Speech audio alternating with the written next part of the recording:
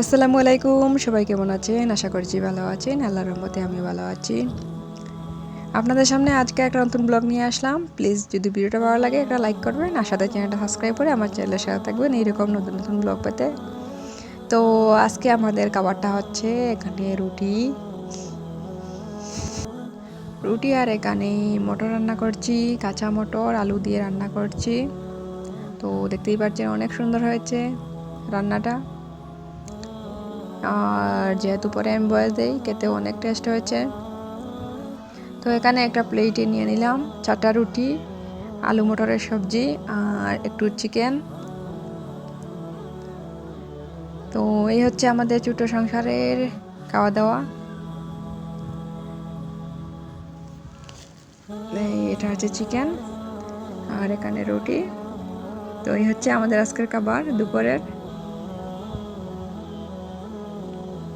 আমাদের ছোট সংসারের খাবার দাবার আপনাদের সাথে একটু শেয়ার করছি। প্লিজ সবাই একটা লাইক করবেন আর চ্যানেলটা সাবস্ক্রাইব করবেন।